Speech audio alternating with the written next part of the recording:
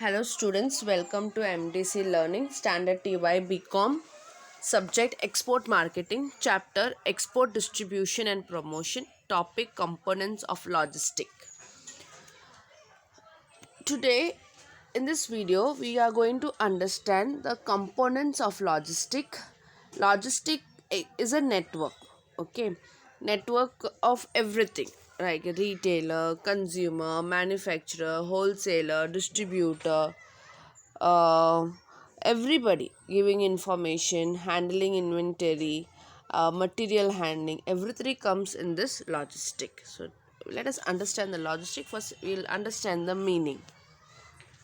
Planning, implementing and controlling the physical flow of material and finished goods from the place of origin to the point to use the meet the customers need at a profit. Planning से लेकर उसको implement करने तक हर एक चीज़ important है. Controlling physical flow of material in a proper way, okay. And तभी जाके पहुंचना चाहिए जब भी वो कस्टमर का नीड होता है, ओके. द कस्टमर्स नीड के बाद जाके पूछेगा तो वो कोई फ़ायदा नहीं है. कस्टमर नीड में वो पूछेगा तो वो प्रॉफिट बनेगा. कंपोनेंट्स ऑफ लॉजिस्टिक्स में बहुत सारे एलिमेंट्स है. इसमें मैंने 4 एलिमेंट्स बताया है. उसके बाद आगे का वीडियोस में आप लोग वो एलिमेंट्स को एक्सप्लेन हर एक तरीका में, हर एक फैक्टर में एक्सप्लेन करते हुए देखेंगे. That is first is facility location, information, customer service, customer orders. These are some elements. Let us learn one by one. First, facility, locations and network. The logistic department must design the location of facility from where the logistic operation would be carried out and their interconnection. Where they have been carried out and how they have been interconnected. The logistic department should decide about the location, size and number of logistics facilities like material handling facility, manufacturing plants, warehouse, wholesale and retail outlets. Everything logistic department should decide. What is proper location, what is the size, the number of facilities which we are handling for networking. Yes, and this should have proper interconnection with each other so that it can be done in a profitable manner. Okay, so उससे अपन ये profitable manner में अपन ये काम कर सकते हैं. Then we have information.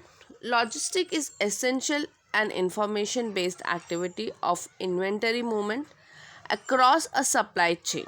It's across a supply chain inventory movement है. Information systems plays an important role in delivering superior services to customers. Okay, it plays very important role to delivering properly to the customers as well as a good and giving a good services. IT is used for collecting, storage, analysis and transmission of data. Okay, IT is properly used for collecting, storing, analysis and transmissions of data in respect of all the elements. हर एक elements के साथ proper order processing करना, proper inventory management, stock management करना, properly transportation करना, proper warehousing keep up करना and material को properly handle करना. हर एक information logistically ये इंफॉर्मेशन एक्टिव रहना बहुत इम्पॉर्टेंट है. जब ये इंफॉर्मेशन लॉजिस्टिकली एक्टिव है तो उसका परफॉर्मेंस वेल मैनेज वे में रहेगा, प्रॉपरली मैनेज रहेगा. कोई इंफॉर्मेशन इधर उधर होने वाला नहीं, उसको प्रॉपरली एनेबल किया रहेगा. Then we have customer services. It refers to the quality of services which a firm provide to his customer. Okay, quality of services. इधर आपको कितना क्वांटिटी में मिलता है सर्विसेज वो भी इम्पॉर्टेंट है. साथ में साथ बहुत इम्पॉर्टेंट है quality of services. Okay, quality of services देना सिर्फ इम्पॉर्टेंट नहीं है कंपनी का, उसके साथ साथ हर रोज़ उसको मेंटेन करना उससे भी इम्पॉर्टेंट है।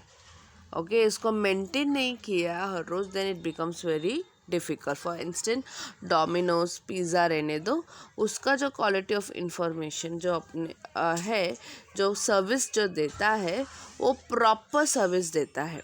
ओके, अगर 30 मिनट्स में उसका सर्विस रहता है तो 30 मिनट का सर्विस वो अपन को देता है।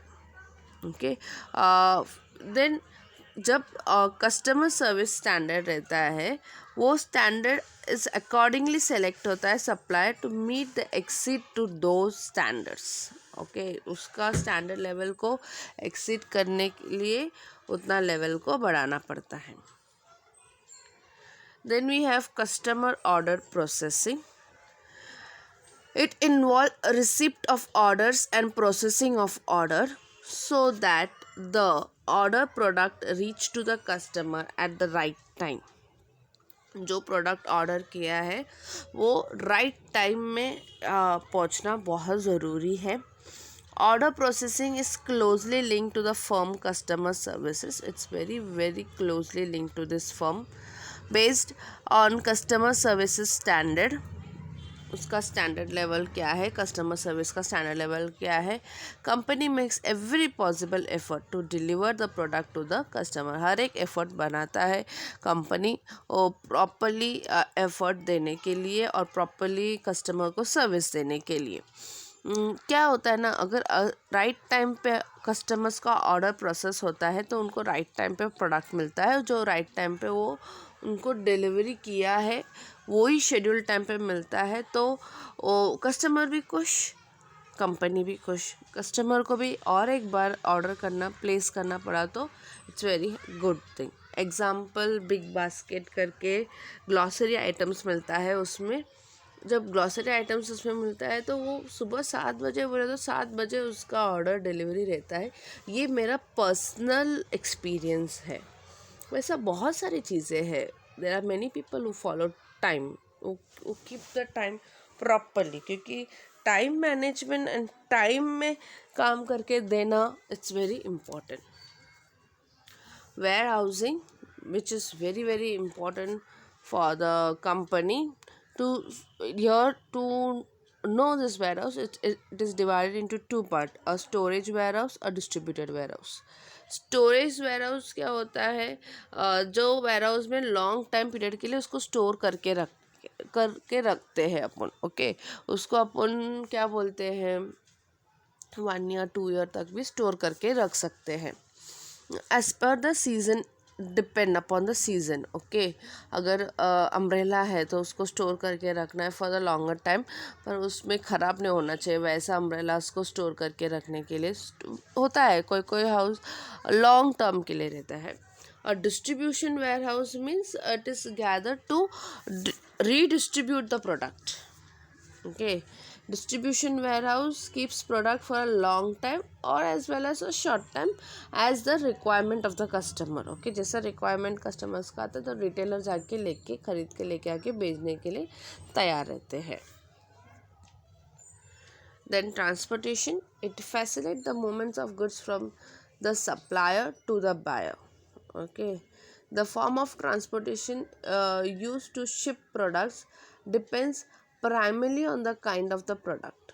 Okay, it depends upon the kind of product that we are transporting, the distance and the cost. जितना दूर है उतना कॉस्ट बढ़ता है. The physical distribution manager has an option to choose from the number of companies and modes of transportation. जो physically goods को distribute करता है एक जगह से दूसरा जगह, उस number of companies and modes of transportations उसको संभालना पड़ता है. जितना ज़्यादा दूर रहता है उतना कॉस्ट बढ़ता है. तो हर एक एरियाज़ में डिस्ट्रीब्यूटर्स रहते हैं, तो वो डिस्ट्रीब्यूटर्स अपना अपना प्रोडक्ट को डिस्ट्रीब्यूट करते हैं. ओके,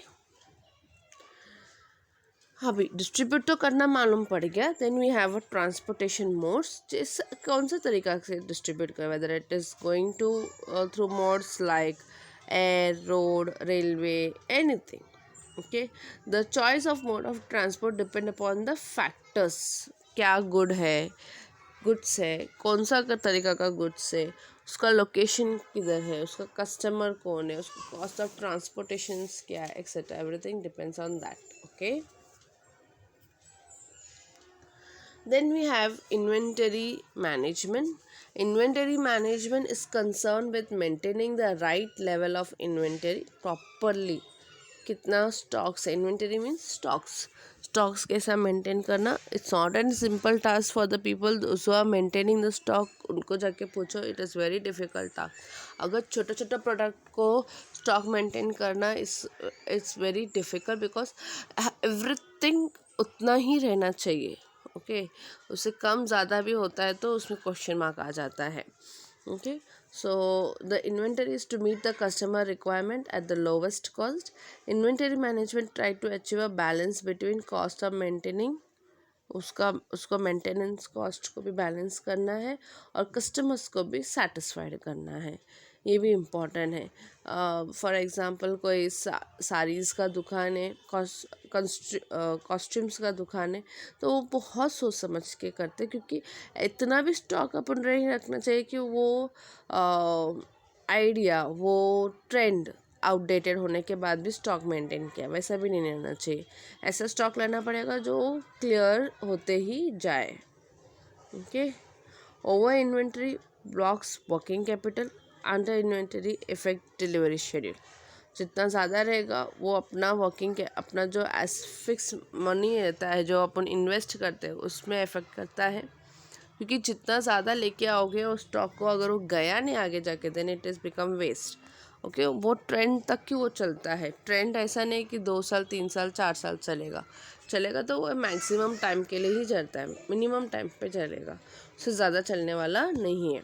और तुम कम स्टॉक लेके आए तो आपके पास डिलीवरी करने के लिए प्रोडक्ट नहीं रहेगा.